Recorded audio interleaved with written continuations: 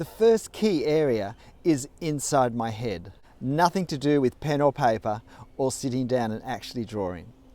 What do I tell myself in my mind about myself, about drawing? This can have an enormous impact, in fact, in any area of our life, but certainly when it comes to creative endeavours such as drawing. Sometimes the things I tell myself are things that I've actually made up in my head. Sometimes I'm repeating things that other people have said to me in the past. This is a waste of time. This is turning out really well. I'm sure I'll improve if I practice. Wow, this is looking great. I think I can see improvement. Man, I'll never be this good. Why am I even bothering?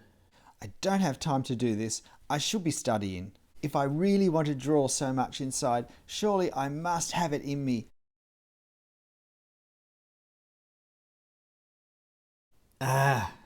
I can't do anything right.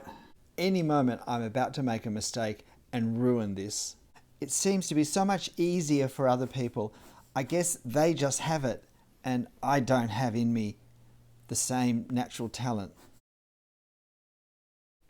I knew I'd wreck it. I knew it wouldn't work out. I can't help the thoughts that come into my mind, but I can make choices which ones I will listen to and which ones I will do my best to ignore. At the very least, the ones that I won't make decisions on. And one very helpful thing to do is to find some people who can help encourage me to have better, more useful, more productive, more encouraging thoughts in my head. And it can be fantastic if we're setting out on drawing to find someone who can go with us on their own drawing journey at the same time. And where if one of us is feeling a bit discouraged about our drawing journey, the other can give confidence, hopefully, and we can do that back for them. But it should be someone who's at the same level of drawing as you are, because it may not be very encouraging if we're journeying with someone whose work is too far ahead of where our own ability has been developed to. And if we have these issues in our mind with the things that we say to ourselves, then we need to do battle with them and not let them control and dictate what we do.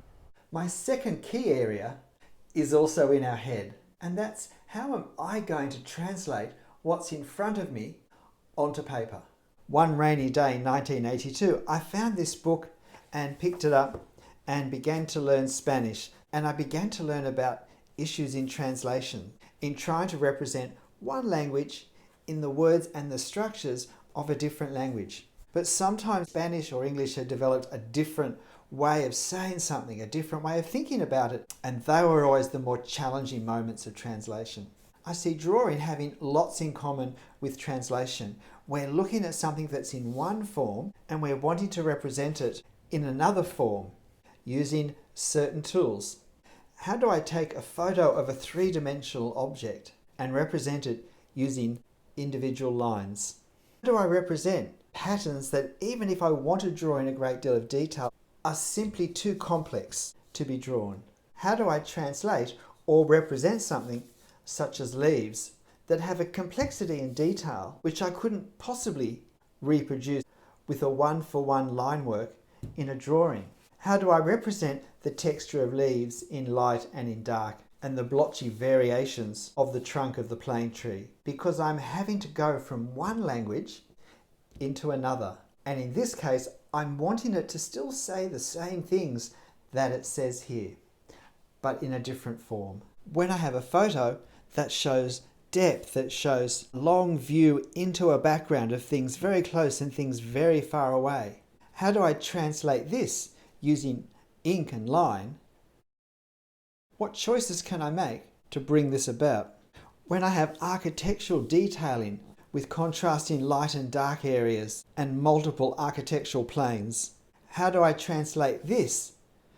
Again, what choices do I make to give me a representation which in some way says the same things as my reference?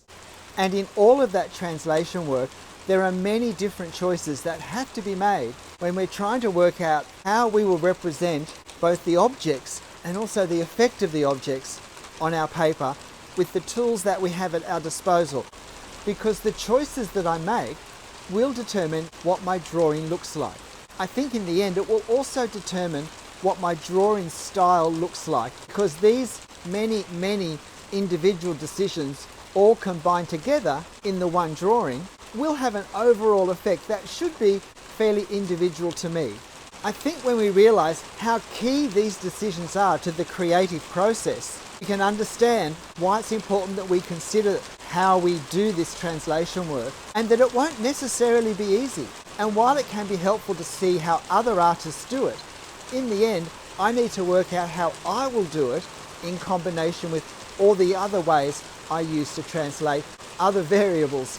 And this is why, in my view, it's not usually very helpful to copy the drawings of other artists, because this leaves out completely the creative process of having to translate, if you like, from one language, the photo, into a different language, the drawing. And it is the fundamental creative part of the drawing, I believe. And if we copy a drawing, we're actually copying the other artist's decisions and choices about how they will represent one scene using a different language. And I get no practice at developing my own creativity. I just copy theirs. And that may help me produce a better looking drawing in the short term, but when I go to look at a photo or in real life myself and seek to draw it, I often won't know where to start, because I haven't had to develop the skills I need in my thinking before I put pen to paper. So that's my second key area. We need to understand drawing as a translation process and not underestimate the work, effort and practice involved in actually making choices about how we will represent something before we actually draw it. The third key area for improving our drawing is also in our head, quite literally. It's learning to observe the detail we need to have observed in order to draw what we're looking at. So I have half a dozen videos just on observation for drawing, because we can't draw what we haven't seen. It's not so much learning to see as learning what we need to know to draw the way we want. And the problem usually is that we're too satisfied with what we think we've seen too quickly. I have a look at my reference or the scene in front of me, I go to draw it, thinking I've seen it thoroughly, and yet I don't have accurately enough in my head what I need to know to be able to put all my lines in the right place. I've drawn what I've thought I've seen, not what was there. The good news is that this means the problem isn't one with our drawing skill or techniques or our line work. It's that we've never seen in the first place what we've needed to see. And it's often because of assumptions we make about the object. We're often thinking of memories of that object, not what's actually in front of us. Let's look at a few examples. So we look at a tree from far away, and we know that a tree is made up of lots of leaves. And we know that a leaf is a little shape like this, and there are lots of them. Knowing there are so many and knowing what they look like, trying to be realistic about how quickly we can draw these leaves, I often see something like this develop in drawings. It starts off as a vaguely leaf-shaped swirl, and it becomes more a pattern to represent leaves than any similarity with real leaves on a tree, either individually or as a group. And the problem is that when we look at the tree, we have this prior knowledge, this memory of leaves, that actually gets in the way of us seeing what's in front of us. And so in some way, we're still trying to draw leaves that we can't actually see on our tree. And this blinds us from seeing what's actually in the tree in front of us, that takes into account the distance it is, the size it is, and the best way that we could translate what we see onto paper using our pen. The best way we can represent the effect of what we're seeing. Our knowledge of leaves is tricking us into seeing something that's not actually there.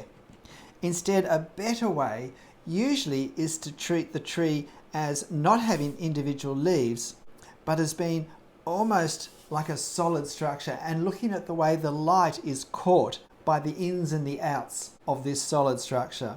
And then we represent the effect of different leaves by having a broken line around the top, maybe even a few dots that can represent individual leaves and give a sense of there are some tiny objects involved in this. And while these help our brain to say, this is a tree, they don't take much time to draw. Little knowledge is always a dangerous thing for our observation when we draw. If we draw architecture, we've probably had some sort of teaching or input on perspective, and we know that the lines angle off to the sides, depending on where we're seeing the object from. So we have a look at our reference.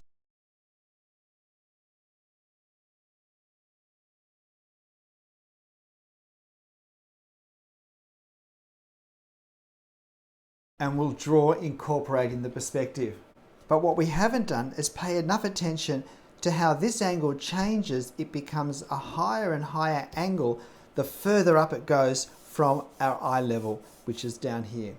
We have a little knowledge about I need to put this angle in, but we're quite happy then to draw these lines as parallel, when in fact they're never parallel. And the taller the structure is, the greater the change of angle between the first line and the top line. But we thought we knew what was happening, and that stopped us from seeing what was actually happening. Sometimes the problem with our observation is that the drawing is not showing what we expect to see. Here we have a downhill street in Edinburgh, and if I'm drawing this, then I'm probably expecting that this downhill street will be drawn with a downhill line. And by downhill, I mean a line that goes below 180 degrees. And yet, if I look at my downhill section here, I see that the line ever so slightly actually goes upwards. If I'm observing this line accurately, it's not a problem because I draw what I see. But knowing that it's downhill can really mislead me into appreciating that this line actually goes up slightly. It's even more obvious in this downhill scene because here is the line that goes down the hill, and yet the ground level line is very clearly an upward sloping line.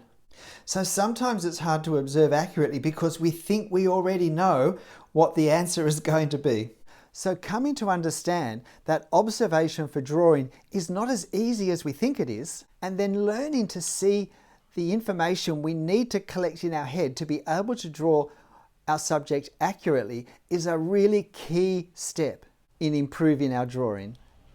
And notice that with the first 3 steps, we actually haven't even picked up a pen yet. My 4th key area to improve our drawing is the one no one wants to hear about. It's practice. It simply takes time to develop the skills in anything, and that includes drawing. We were just talking about the importance of careful observation. I have drawn hundreds and hundreds, thousands of drawings over the last few years, and I can still catch myself thinking I've observed something carefully and discovering I haven't. That last downhill drawing I showed you, I came across that example because when I was drawing it in a live demo, I came so close to drawing the line downhill. It's just that I couldn't fit it into my drawing properly, that it forced me to look at my reference more carefully, and I realized I hadn't seen what I needed to see because I expected the line to go downhill. But that happens less and less because with practice I have got better at observing more carefully, and every area of drawing is like this. The more we practice doing it, the better we will become, the less often we will make those mistakes. But in order to grow through our practice, we do need to be self-critical in a positive, encouraging way. We need to look at our drawings after we've done them and say, am I happy with this? Did it turn out the way I expected? Is there something I could have done better? If I were drawing this again, what would I change? Our world seems to be an increasingly shortcut world where everyone is in a hurry, but if I were learning the piano, I would expect it would take some time and some consistency in practice, and that it wouldn't just happen overnight because I'd watched a few YouTube videos. Sometimes we can watch YouTube videos on drawing instead of actually drawing. It reminds me of my school and uni days, when I thought if I tidied my room and got really organized in order to study, that somehow that would count as study. And it never did. So if I want to improve on my drawing, I have to stop making excuses and start making time to practice. My final key to improving our drawing is skills and techniques. But in my mind, it's definitely the least important of these 5, even though quite probably many of you would have thought it was the first. And look, this partly comes from my experience, because I developed my drawing style by observing carefully, by practicing, by trying to work out how I would represent the effect of what was on the paper in the photo or in front of me onto paper. To really observe, to practice, I drew and I drew and I drew and I drew. And as I drew, I looked at my drawings and tried to work out how I could improve on them. And I developed a lot of skills in doing that. It never occurred to me to watch YouTube videos, and that's probably because of my age. I never thought of that. I'm not saying it's not a helpful thing to do. I'm making these videos because I believe it can be. But it's not the key thing to developing and advancing our drawing. I think the other 4 areas I've talked about here, I've put first because I believe they all come first. So try giving some consideration to them and see if that sort of emphasis in your thinking and planning for drawing doesn't help you advance your drawing dramatically.